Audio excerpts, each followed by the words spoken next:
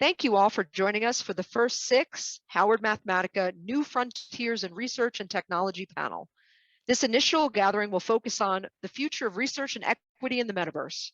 Our panelists for this discussion are Dr. Andre Brock, Dr. Courtney D. Cogburn, Dr. Kyla McMullen, and Dr. Danielle Olson.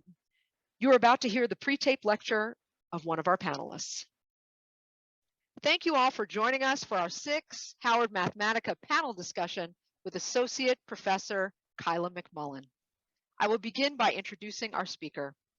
We'll close with a few resources for you to get to know SICSS-Howard Mathematica if you're joining us for the first time.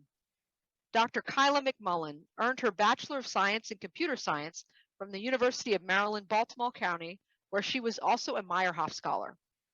She earned her Masters and Ph.D. degrees in Computer Science and Engineering from the University of Michigan. While earning her Ph.D., she was also a faculty member at Wayne State University in Detroit, Michigan. At Wayne State University, she taught computer literacy courses to over 2,000 students. Dr. McMullen is the first and currently the only woman of color to earn a Ph.D. in Computer Science and Engineering from the University of Michigan. She is currently an associate professor in the University of Florida's Computer and Information Sciences and Engineering Department. Dr. McMullen has a personal commitment to encouraging women and minorities to pursue careers in computing and other STEM fields. She's the author of Beautiful, Black, and Brainy, and Brilliant is the New Black, which showcase hundreds of exceptional young African Americans who excel in STEM fields and don't fit the typical science stereotype.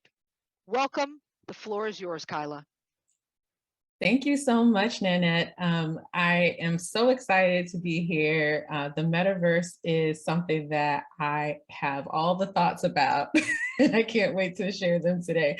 So when I was thinking of the title, the first thing that came to my mind was, who is this created for? So that is the title. What was the metaverse made with us in mind? So I want you to have that question in the back of your mind as we go through these slides.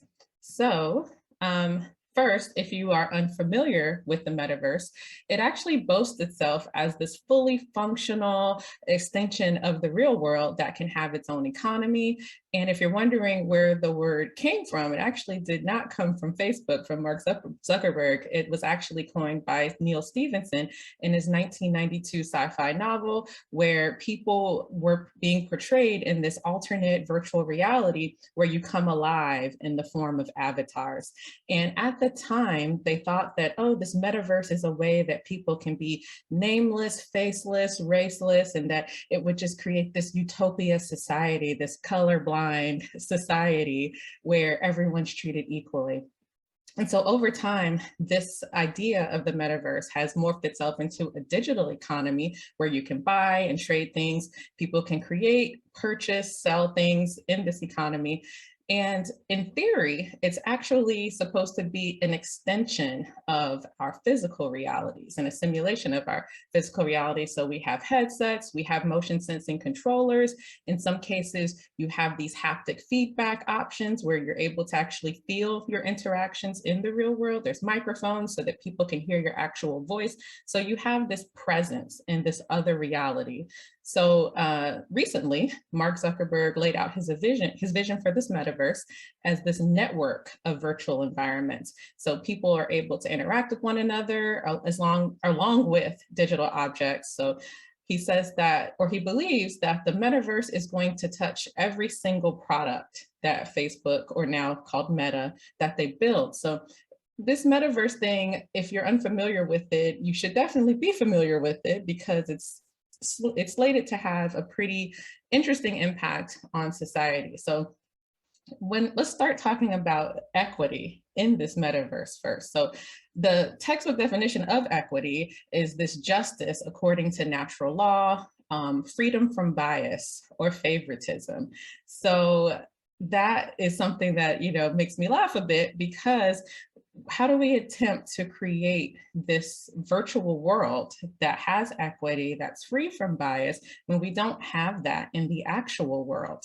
So we know that equity is not true in America, especially for Black and Brown people, women, the LGBTQ community, et cetera, the list goes on. We don't experience the world as equitable. So what makes us think that the metaverse is going to be any different from that? So in case you haven't seen some of the latest headlines, there are some things that I'm not sure if it's a surprise or not, but things that happened in this metaverse. So there was a person who went into the metaverse as a 13-year-old and came out with a barrage of assault, racism, and rape jokes. And then they titled this "My Nightmare Trip into the Metaverse." So mind you, this person was supposed to be a 13-year-old. And they said within 10 minutes, they witnessed some of the most disturbing sights. So this is extreme racism, hate speech, wanting to kill people. They said within the first 10 minutes of putting on the VR headset and going into the chat room, they were solicited for all types of things. Someone even admitted to liking girls between the ages of 9 to 12. So we have all kinds of isms happening as a user of this metaverse. And the person who wrote the article about this, they wrote, who also participated in this in the film Dispatches Inside the Metaverse, Are You Safe? They said, "I know it's not real, but when you've got that headset on, it feels like you're there. You can hear their actual voices, and wherever you move your head, the world travels with you. It tricks your brain into thinking you're really experiencing it.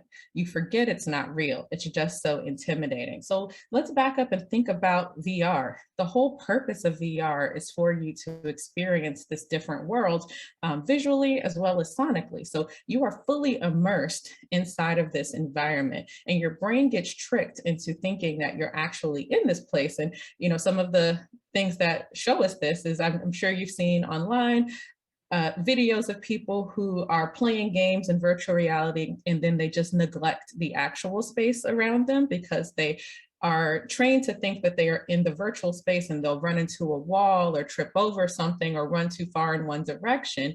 But this is just underscores the fact that when you are in this virtual world, it tricks your brain into, as it says, thinking that you're actually there and you're experiencing it. So even though this trauma is happening to an avatar, you have a real visceral experience as a person of what's happening here. So that it's definitely not equity at all.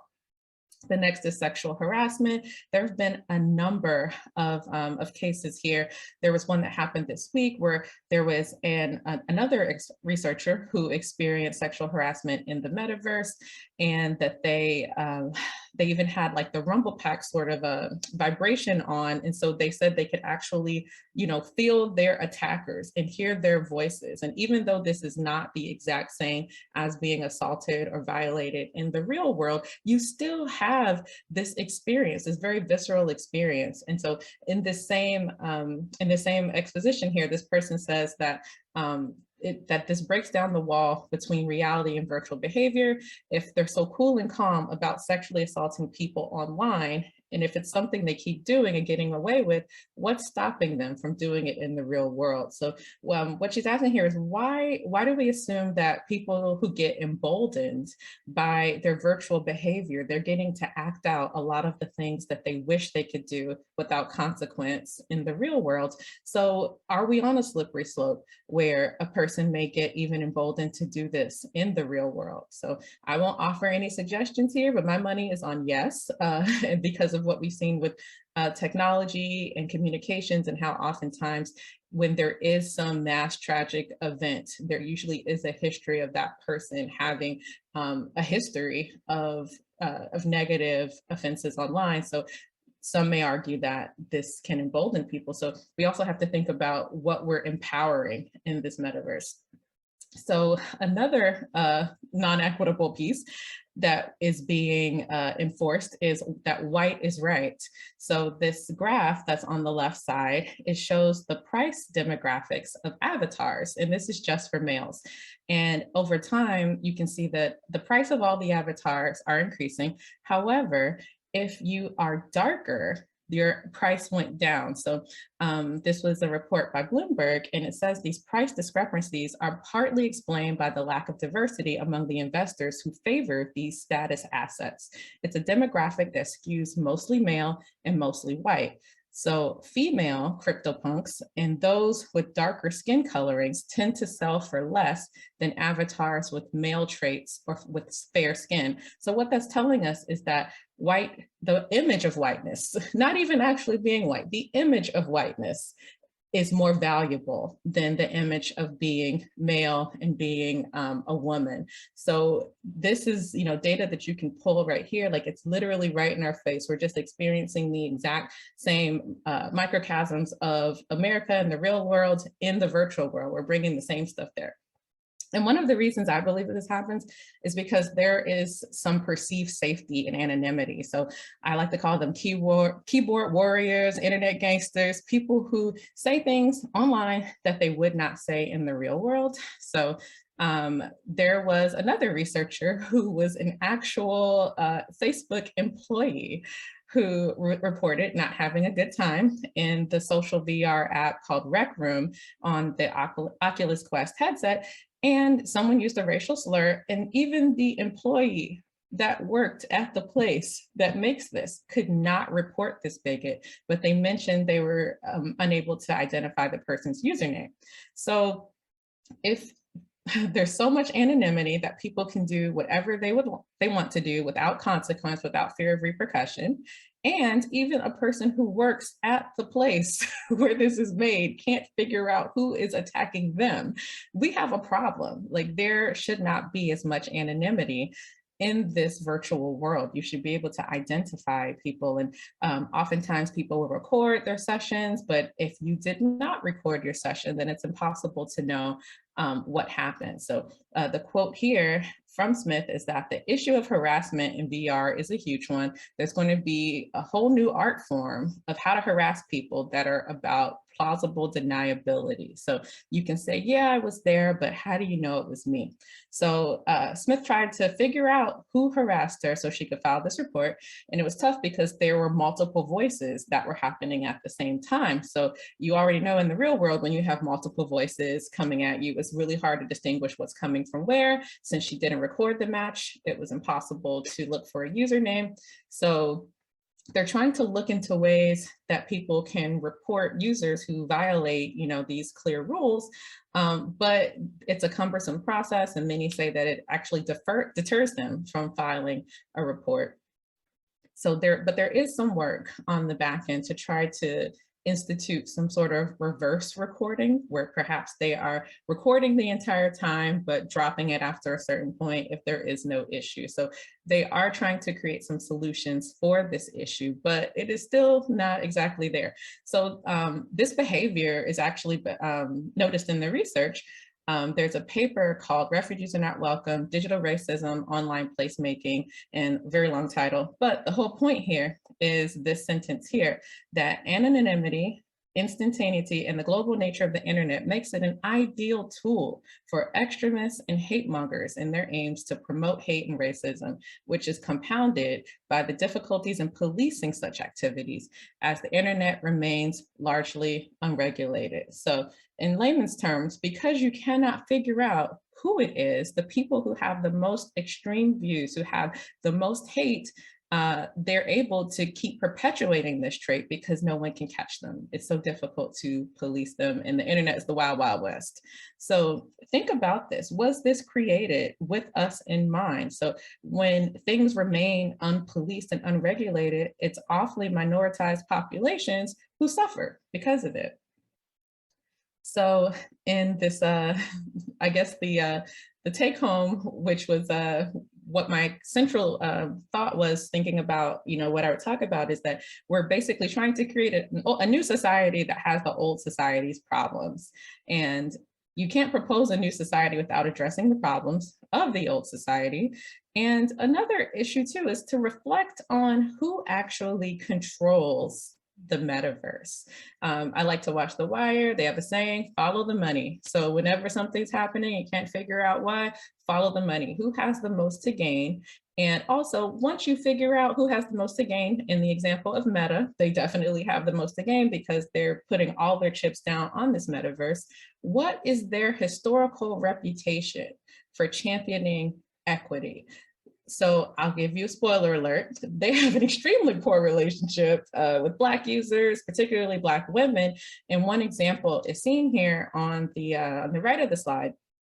There is a, there was a study where, not even a study, you can open up your Facebook and see it now. If you want to advertise anything, Facebook will actually allow an advertiser to exclude users by race. So if you're ever advertising anything on Facebook, there is like, you can select your demographic. So, and that's fine because you want to target who you'd like, but it should be based on their interests. So for example, I'm advertising a computer science conference. I want people who have like computing, technology, things like that inside of their profiles because they're likely to come.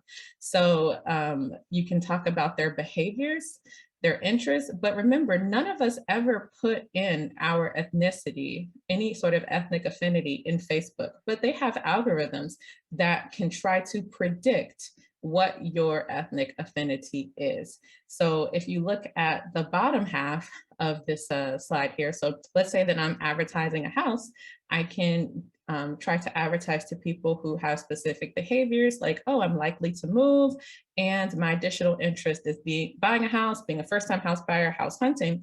But then I can also choose to exclude people who match at least one of the following, and they have African-American, Asian-American, Hispanic. What are we doing? Like, why is this even something that is an option? So I won't even get into the ridiculousness of this, the fact that you can choose to exclude people from a certain demographic for your own advertisement. And this further perpetuates all of the inequities that are going on in America. Why do we expect Facebook to make metaverse, or why do we expect Meta to make the metaverse equitable when they're literally allowing people to have racist behavior in their current apps? So I don't have all the solutions, but one solution is design justice. So this is, there's a book called Design Justice, which is on the right, at the upper right, where it's community-led practices to build the worlds we need.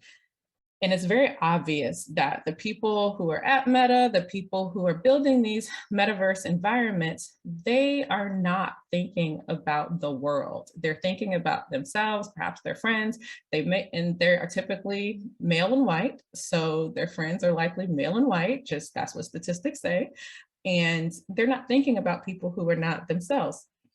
So some of these design justice principles, and I'll back up a bit. So this is an exploration of how design can be led by marginalized communities to dismantle the structural inequality and advance the collective liberation and ecological survival. So basically letting the communities who are impacted negatively design these things. So there are some principles behind design justice. I won't read them all verbatim, but using design to sustain, heal, and empower, centering the voices of people who are directly impacted, prioritizing the design's impact on the community over the intentions of the designer. That's a big one because oftentimes when some sort of racial inequity happens, people say, oh, I didn't mean to, that wasn't my intention, but it still has a negative impact. So prioritizing this design or this impact over the intentions of what you meant to design. Changing as an emergent from an accountable, accessible, and collaborative process versus just a point at the end of the process. So making this thing something that is iterative and it actually includes people versus creating something and then asking the marginalized group to check it out versus making us a part of the creation process. Seeing the designer of the metaverse as a facilitator rather than an expert. Just because you are a technical expert, you are not an expert in how technology is going to impact society. So we must, especially as computer scientists, yes, I'm Black and I'm a woman, but I don't know everything about society because that's not my training. So we have to humble ourselves to say we need experts who are in this area and not act as though we are the experts who know everything. And also have the confidence that everyone is an expert based on their lived experiences. So everyone has an equal voice in this design, sharing the knowledge and the tools with the community. Sustainable, community-led, and controlled outcomes. So this is more making sure that the community is involved, leading this, and that the outcomes actually help. Non-exploitative solutions that reconnect us to the earth and to each other. So oftentimes, when there is a design practice that involves marginalized communities, often, and we'll talk about this a little later as well, there are times when people come in, they get what they want and they leave, and that population has nothing to show for it. They've given their work, they've given everything, but they don't see the direct benefits. So we need non-exploitative solutions, and then we need to look for what's already working at the community level. So excellent book if you want to check it out, but these are some solutions that I thought would be pretty cool. So this is on the equity side. So take home point, how are we gonna have equity in the metaverse if we don't have equity in actual life? Getting into the research part of this. So the metaverse is ripe for research because it is a brand new technology. It is something that people will try to apply in lots of different contexts. So we need to know how it will impact us in various areas. And the metaverse is often experienced through virtual reality. So my collaborators and I actually recently made a, well, not recently anymore, but it's a, well, kind of recently, in the last 6 months, published a paper called Diversify, Break the Cycle and Develop VR for Everyone. And this is a direct in the face to virtual reality research about how VR is not created with everyone in mind, but there are some things that you can do to make sure you don't perpetuate this. So there's an acronym called MWEIRD. MWEIRD stands for male, white, educated, industrialized, rich, and democratic. So typically this is the primary population that VR is developed for. Basically showing how it's not created for people who are not male, who are not of, you know, a certain age. It's not created for the elderly, for children, for people with disabilities.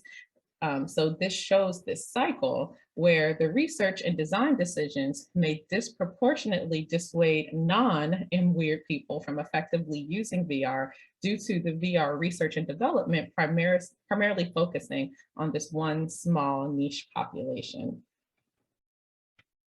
So some of the challenges even in VR research, which creates the metaverse, is if we're doing research on this, we have gender differences that aren't always captured in the literature. So they're usually, when you publish a paper on VR, you conduct some sort of study, and in that study you pick a population of people, usually college-age students, because that's where the research is happening.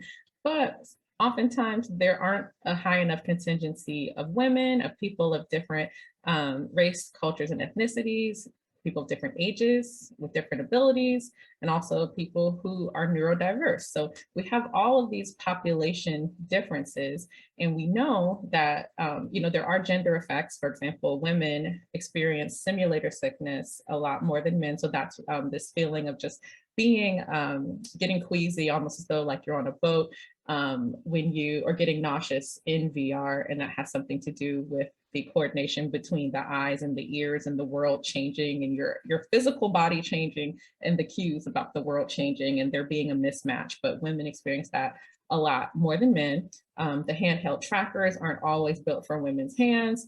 Women don't always feel as though their avatar can embody their presence as much as men.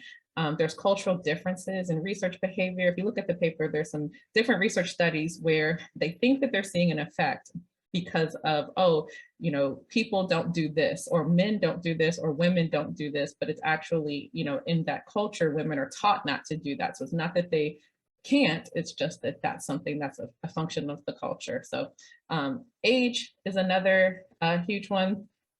Age definitely affects your sense of presence, like how much you actually feel like you're in the environment, as well as how you perceive your actual body size in the environment.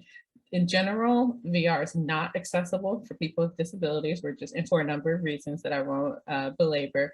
And then people who are neurodiverse. For example, there's tons of interventions for people who have autism using VR, but they all come from a sort of fix the person mentality instead of accepting this diverse viewpoint and designing for this group versus saying, oh, let me make something that will make you less autistic. And that's just ridiculous. So we had a number of call to actions that we can do as VR researchers and as research continues, as we're creating this metaverse and we're researching the best ways to do that. And the first is putting greater emphasis on population diversity, making sure that you are actually recruiting a wide range of people who come from lots of different backgrounds and experiences, recruit from outside of university, reevaluate your evaluation metrics, and this comes from when you look at the behavior that people actually employ, looking at it as a function of, are they just different from everyone else, or is there something cultural going on there? Using inclusive imagery in the recruitment materials. Oftentimes, if there's a VR study, there's a white guy with glasses on, and people who don't look like that may not think that VR is for them. Diversity in the environmental scenes, the publication images, developing a relationship with affinity groups. If you aren't a person who knows diverse populations, you can't just go into affinity groups and decide, hey, you're going to help me. You need to have a relationship with these groups so that you can build rapport and have a collaborative design process. So you're collaborating with researchers from these diverse populations. Replicate experiments. There's tons of experiments out there that have only been done on populations who look the same. So there's tons of replicatable, tons of experiments that need to be replicated, and make sure that you include these underrepresented populations, because we're not really counting these other effects because they may get washed out in the statistics just because of the small amount of the sample size, or they may be outliers when there is an actual effect there. Collect and report participant diversity data. There is a call for that in some communities where not only reporting that normally it's the gender and then the age and where you found the people, but there may be more of a step to collect more diversity data so that when data is reported, there's an accurate lens from which to look at the data, and then actively and consistently consider the perspective of someone much different than yourself. So as we're creating these research solutions, yes, it may work for me, but think about yourself, think about designing for someone who's not you. And there's a research study where there's a group of architecture students and they were designing this, a building or some part of a building. And so they design, threw it in a virtual world. And then they had to experience the virtual world through the perspective of someone who uses a wheelchair. So immediately, many people started to see that there were many space constraints that they hadn't considered. So then there was a follow-up to that where they had to design something else. And immediately there was a significant difference between the amount of space that was given for, you know, the wheelchair user, but that only happens because they were able to take the perspective of someone who was not them. It shouldn't take a whole VR setup and experiment for that, but we have seen that if you can think of someone who is not yourself, then you can design for that person, or at least try to keep some of their of the design features they may need in mind. Diversify the people who are in charge of projects. That is a personnel issue, not always able to change.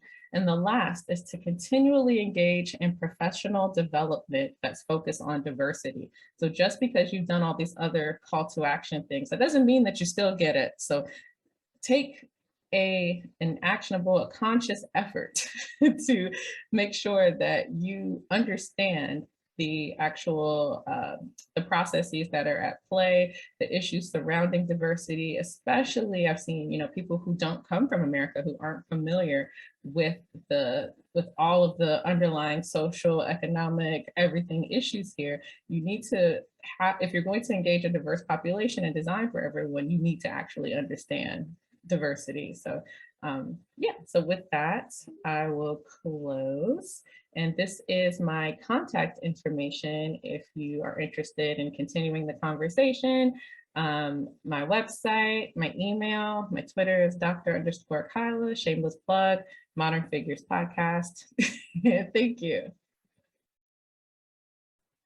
Thank you for joining us, Kyla. I know our participants are excited to encounter live Q&A with you and the other panelists during the Institute in June. See you all then.